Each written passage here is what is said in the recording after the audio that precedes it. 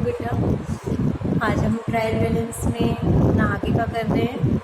देखिए हम यहाँ पे थे, आज हमें सीखना है स्टेप्स टू लोकेट और डिटेक्ट द एरर्स, कि अगर ट्रायल बैलेंस में मिस्टेक्स हो जाती हैं तो हम एरर को कैसे डिटेक्ट करेंगे।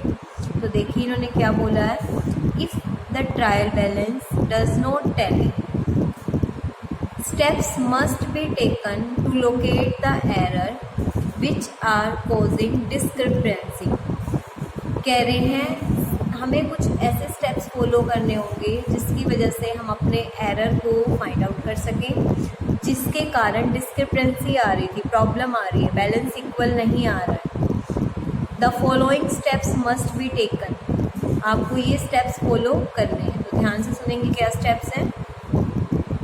Recheck the total of both the debit and credit. सबसे पहला स्टेप आपका होगा कि डेबिट कॉलम में जितनी आइटम है आप उन सब का टोटल करें, क्रेडिट कॉलम में जितनी आइटम है आप उन सब का टोटल करें। The exact figure of difference in the trial balance should B ascertain. आप ये देखेंगे कि कितने का डिफरेंस आ रहा है, वो एग्जैक्ट अमाउंट मुझे बताएंगे।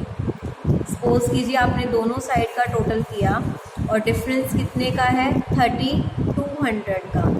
तो 3200 को ही फिर हम स्कैन करेंगे ना कि 3200 की एंट्री का कहाँ गड़बड़ हुई है, ठीक है। क्योंकि अगर मुझे अपनी एग्जैक्ट वैल्यू पता चल जाएगी, after this the subsidiary book should be gone through to see, फिर हम अपनी सब्सिडरी बुक में सीधा देख सकते हैं कि 3200 की ऐसी कौन सी एंट्री थी जो हम पोस्ट करना भूल गए, ठीक है।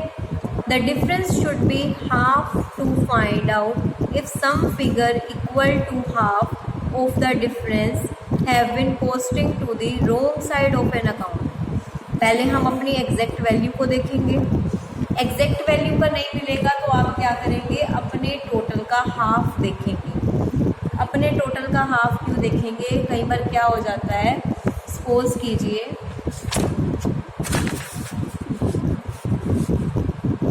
ये डेबिट साइड है, ये क्रेडिट साइड है, ठीक है। यहाँ पे आपका टोटल आ रहा है 5000, यहाँ पे आपका टोटल आ रहा है 4000।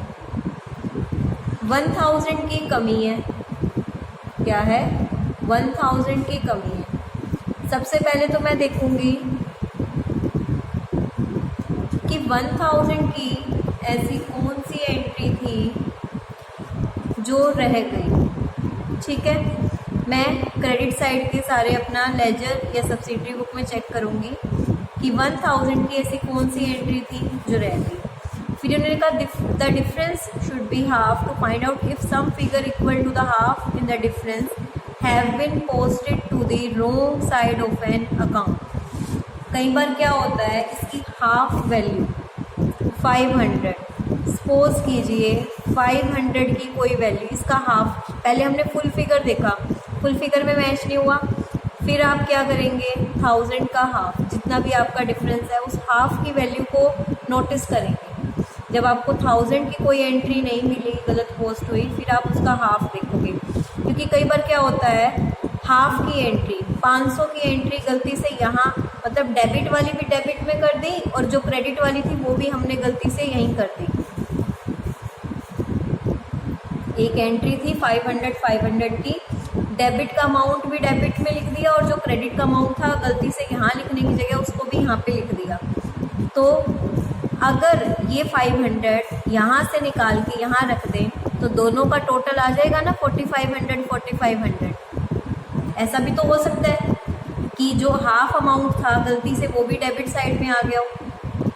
तो जब आपको पूरी वैल्यू नहीं मिलेगी तो आप फिर दूसरी वैल्यू को, उसकी हाफ को चेक करेंगे, क्या उसके हाफ से कोई एंट्री है। 1000 की हाफ की कोई एंट्री डेबिट में चेक करो, फिर उसको ये चेक करो क्या वो सही पोस्ट है। अगर सही पोस्ट है तो फिर उसको भी छोड़ो, फिर हम आगे देखते हैं। The difference in the trial balance, 4th point देखिए, the difference in the trial balance should be divided by 9। If the difference is completely divisible it can a mistake of transposition of figure. अगर आपका difference 9 से divide हो रहा है तो वो figures का ट्रांसपोजिशन भी हो सकता है। फॉर एग्जांपल कोई वैल्यू है 47 और उसको गलती से हमने क्या लिख दिया 74, तो इन दोनों के बीच का डिफरेंस क्या हुआ 27। एक वैल्यू है 47, उसको गलती से लिखा गया 74, इनके बीच का डिफरेंस है 27। अगर जो इसके बीच का डिफरेंस है वो 9 से डिवाइड हो रहा है, देन फिर तो मिस्टेक यही है, किसी वैल्यू को हमने इस तरह से गलत लिख दिया है। या फिर कोई वैल्यू थी 130, उसको गलती से 13 लिख दिया, एक ज़ीरो लगानी रह गई, ठीक है। या 13 था और हमने गलती से 130 लिख दिया, तो इनके बीच का अगर गैप 9 से डिवाइड हो रहा है तो यानी कि कोई ना कोई ऐसी गलती हमसे हुई है, या तो नंबर्स की ऐसे हेरा फेरी हो चुकी है, या गलती से एक ज़ीरो लग गई है, या ज़ीरो कम लगी है। तो गलतियाँ कैसे ढूंढेंगे? सबसे पहले आप देखेंगे गैप कितना है, फिर जितनी वैल्यू का गैप है उसको लेजर या सब्सिडी बुक में चेक करेंगे कि क्या ऐसी कोई एंट्री हमारी रह गई है। जब ऐसी कोई एंट्री हमें नहीं मिली, फिर हम इसका हाफ देखेंगे, इसके हाफ की एंट्री को दूसरे कॉलम में चेक करेंगे। क्रेडिट का टोटल कम है ना, डेबिट में देखेंगे क्या डेबिट में कोई ऐसी एंट्री है जो गलती से डेबिट में चली गई हो, हानि क्रेडिट में हो। अगर ऐसा भी नहीं मिलता, फिर हम अपनी उस वैल्यू को कोई वैल्यू ऐसा देखेंगे, वैल्यूज़ मैच करेंगे सभी की, कि क्या कोई वैल्यू इस तरह से ट्रांसपोज तो नहीं हुई, या किसी के आगे गलती से ज़ीरो ना लग गई हो, ठीक है। अगर उनका बीच का गैप 9 से डिवाइड हो रहा है, दैट मीन्स ये गड़बड़ है। इन केस अगर डिफरेंस राउंड फिगर में आता है, अगर डिफरेंस 1, 10, 100, तो पॉसिबिलिटी है कि रोंग टोटलिंग या रोंग कैरी फॉरवर्ड हुआ है टोटल का, सब्सिडरी बुक का, तो एरर होगा बैलेंसिंग अकाउंट में। तो आपको टोटलिंग और बैलेंसिंग चेक करनी होगी। मतलब अगर आपका डिफरेंस 1, 10 या 100 कुछ ऐसा आ रहा है, तो यानी कि आपने जो लेजर अकाउंट बनाए हैं उसकी बैलेंसिंग करते वक्त कोई ना कोई गड़बड़ की है। Check with the help of ledger, ledger की हेल्प से आप सारे बैलेंस को चेक करेंगे, ठीक है। चेक जितने भी क्लोजिंग बैलेंस थे पिछले साल के, वो भी चेक करोगे जो आप पिछले साल से लेके आए थे। कई बार हम बैलेंस उतारने में भी गलती कर देते हैं। Check the figures which are not clearly written, फिर आप उन वैल्यूज़ को देखो जो क्लियरली रिटर्न नहीं है। कई बार हम जल्दी में पेन से लिख देते हैं ना, तो वो समझ नहीं आता हमने क्या लिखा है, कोई और उसको कुछ और समझ लेता है। अगर डिफरेंस बहुत ज़्यादा बड़ा अमाउंट है, it is just possible that the balance of ledger may not have been included. अगर बहुत ज़्यादा 40-50 हज़ार का कुछ फ़र्क आ रहा है ऐसे, तो समझ जाओ कि कोई आपकी एंट्री या कोई बैलेंस आप लिखना भूल गए हो। In spite of all those efforts, आपने सारी मेहनत कर ली, आपको नहीं मिली कोई भी गलती, ठीक है। एक कंप्लीट चेकिंग आप कर चुके हो, एक चेक मार्क आपने चेकिंग करते हो, आपने हर किसी के आगे टिक लगा दिया, भाई मैंने ये भी चेक कर लिया, मैंने वो भी कर लिया, सारी एंट्री ठीक है। It should be check that total of subsidiary book posted, जो आपका सब्सिडरी बुक है उसका भी टोटल आप सारा अच्छे से चेक करेंगे। सारा कुछ होने के बाद आप चेक मार्क लगाते जाएंगे, हाँ मैंने ये भी देख लिया, मैंने वो भी देख लिया, ठीक है। इस तरह से आप अपनी गलती को फाइंड आउट करेंगे। टाइप ऑफ एरर, एरर किस किस तरह के हो सकते हैं? एरर्स ऐसे होंगे, कुछ एरर ऐसे होंगे जो ट्रायल बैलेंस को इफेक्ट करेंगे, कुछ एरर ऐसे होंगे जो ट्रायल बैलेंस को इफेक्ट नहीं करेंगे। तो हम स्टडी करते हैं ऐसे कौन कौन से एरर हैं जो ट्रायल बैलेंस को इफेक्ट करते हैं। सबसे पहला है wrong casting. If the total of cash book और some other subsidiary book is wrong, the trial balance will not tally. अगर आपने टोटल गलत किया है किसी भी सब्सिडरी बुक का या कैश बुक का, तो आपका ट्रायल बैलेंस टैली नहीं करेगा। सपोज कीजिए परचेज बुक में आपने गलती से 1000 ज़्यादा लिख दिए, तो ट्रायल बैलेंस मैच नहीं करेगा। क्यों? परचेज बुक में जो एंट्री है जिससे परचेज की है, जो क्रेडिटर है, उसका भी तो अकाउंट होगा ना, तो परचेज का जाएगा डेबिट में, तो डेबिट में 1000 रुपये ज़्यादा दिखेंगे, जबकि क्रेडिट में तो पूरा सही अमाउंट होगा, इसलिए वो चीज़ टैली नहीं होगी। पोस्टिंग टू रोंग साइड, गलती से हम रोंग साइड पे पोस्ट कर देते हैं, डेबिट की जगह क्रेडिट कर देते हैं, तो भी हमारा मैच नहीं करेगा ट्रायल बैलेंस का टोटल दोनों साइड का, क्योंकि जो एंट्री मुझे डेबिट में लिखनी थी मैंने क्रेडिट में लिख दी, तो क्रेडिट में अमाउंट ज़्यादा हो गया ना। पोस्टिंग ऑफ रोंग अकाउंट, गलती से रोंग अकाउंट में हमने पोस्ट कर दी है इनकरेंट रोंग अमाउंट। जैसे दोनों तरफ डेबिट में तो 600 से हुई, क्रेडिट में 600 की जगह गलती से 6000 लिखा गया, तो डेबिट और क्रेडिट का टोटल कैसे मैच करेगा? रोंग अमाउंट से पोस्ट कर दिया, 60 की जगह 600, एक जगह 60 की पोस्टिंग हुई है, एक जगह 600 से। ओमिशन, ओमिशन का मतलब होता है भूल जाना। आप एक साइड एंट्री करना ही भूल गए। आपने कैश बुक की तो एंट्री कर दी, आपने राम की नहीं करी, तो एक अकाउंट की एंट्री आपने करी, एक की नहीं करी, तो ट्रायल बैलेंस तब भी मैच नहीं करेगा। Double posting of a single account, आपने कैश बुक की मानो 2 बार एंट्री कर दी है, राम की 2 बार कर दी, शाम की 2 बार कर दी, तो एक साइड पे कोई एंट्री 2 बार होगी तो भी ट्रायल बैलेंस मैच नहीं करेगा। एरर ऑफ टोटलिंग, कई बार टोटलिंग में गलती हो जाती है, जो लेजर के बैलेंस हैं वो गलत निकल आते हैं। ठीक है, तो ये सारी चीज़ें हैं जो ट्रायल बैलेंस में पकड़ी जाएंगी, क्योंकि ये वन अकाउंट को इफेक्ट कर रही हैं। पर कुछ गलतियाँ ऐसी होती हैं जो ट्रायल बैलेंस में भी फाइंड आउट नहीं हो सकती।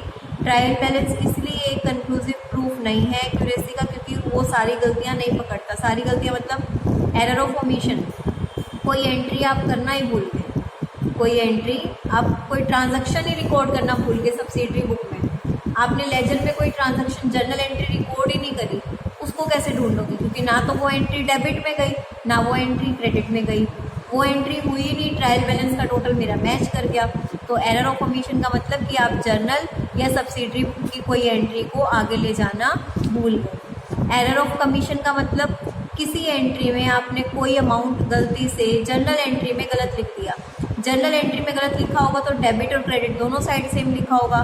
420 को आपने 240 लिखा, दोनों एंट्री में डेबिट और क्रेडिट साइड अमाउंट 240 है, तो ट्रायल बैलेंस का बैलेंस तो सेम आएगा ना। पर देखा जाए तो गलती है, जिस इंसान की एंट्री 420 रुपीज़ से होनी थी उसकी हमने 240 से कर दी, तो हमें पता ही नहीं चलेगा। कंपनसेटिंग एंट्री, कंपनसेटिंग एंट्री का मतलब क्या होता है? कई बार ऐसे एरर हो जाते हैं, मानो राम के अकाउंट में जाने थे 500 और शाम के अकाउंट में जाने थे 50, गलती से शाम में 500 डाल दी और राम में 50 डाल दिए, तो गलती कहाँ पकड़ी जाएगी? अमाउंट तो मैच करेगा ना। अनिल के अकाउंट में 50 डाल दिए 500 की जगह और सुनील के अकाउंट में 500 डाल दिए 50 की जगह, टोटल तो कंपनसेट हो गया। दोनों ही डेबिट साइड पे आने हैं, चाहे इसमें 50 लिख लो चाहे इसमें 500 लिख लो, दोनों का टोटल तो सेम ही आएगा ना। ठीक है, तो कंपनसेटिंग एंट्री भी पकड़ी नहीं जाती है। Error of principle, error of principle में क्या कह रखा है? When some fundamental principle of accountancy is violated while recording a transaction, error is termed as, जब कोई आप प्रिंसिपल यानी कि कोई रूल गलत फॉलो करते हो, वायलेटेड ब्रेक करते हो, ठीक है, तो वो भी नहीं पकड़ा जाता। जैसे कि कैपिटल और रिवेन्यू में आपने फ़र्क नहीं किया।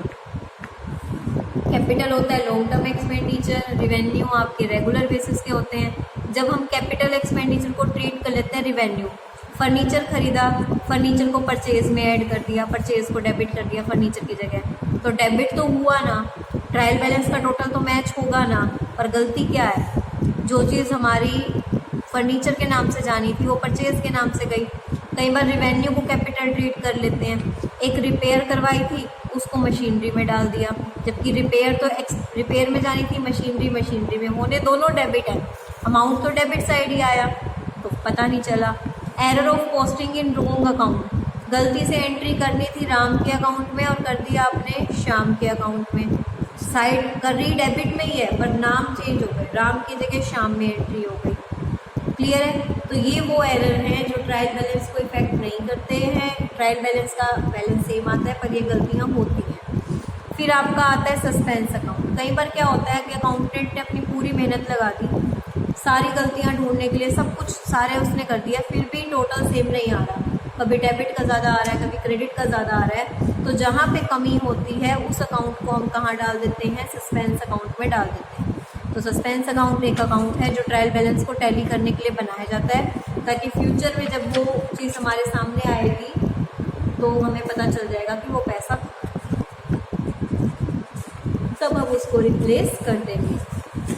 अब एक क्वेश्चन देख लेते हैं, the following of the trial balance, ये भी एक इनएक्सपीरियंस्ड अकाउंटेंट ने बनाया है, इनकरेक्ट है, इसको करेक्ट करना है। इसकी गलतियां तो यहीं से देख के चलो। ट्रायल बैलेंस एक पर्टिकुलर डेट पे बनाया जाता है, ना कि पर्टिकुलर पीरियड के लिए।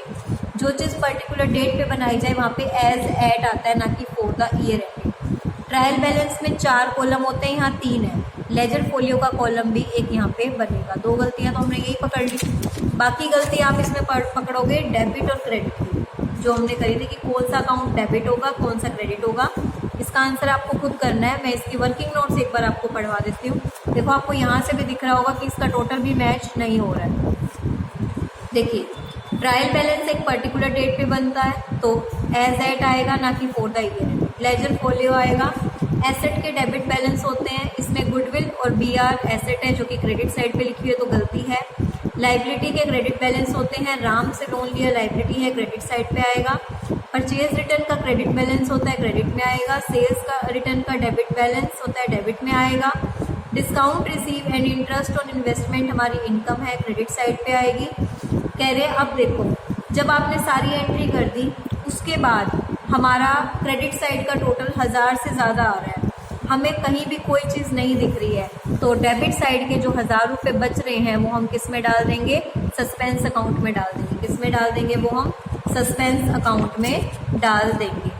इसी तरह आपका 8th क्वेश्चन है ट्रायल बैलेंस का, ये भी आपका इनकरेक्ट है, आपको करेक्ट ट्रायल बैलेंस बनाना है। तो करेक्ट ट्रायल बैलेंस यही होगा, ट्रायल बैलेंस नाम नहीं दिया हो तो dash dash dash, as at नहीं लिखा हो तो वो, ठीक है। ये सारी चीज़ें आप यहाँ पे मेंशन करेंगे, जो डेबिट है वो क्रेडिट, बस ये चीज़ आपको खुद से चेक करनी है कि क्या चीज़ हमारी डेबिट है और क्या चीज़ हमारी क्रेडिट है, ठीक है। क्लोजिंग स्टॉक के बारे में कुछ कहा नहीं गया है कि एडजस्ट करना है या नहीं करना है, तो क्लोजिंग स्टॉक को हम ट्रायल बैलेंस में अपीयर नहीं करेंगे क्योंकि हमें बोला नहीं गया है कि उसे अकाउंट में लेके जाना है। तो आज हमारा ये ट्रायल बैलेंस का चैप्टर कंप्लीट हो गया है, आप इसको अच्छे से करेंगे। आपको जो भी डाउट लगेगा आप इसमें से मुझसे पूछ सकते हैं। क्लियर है? Thank you.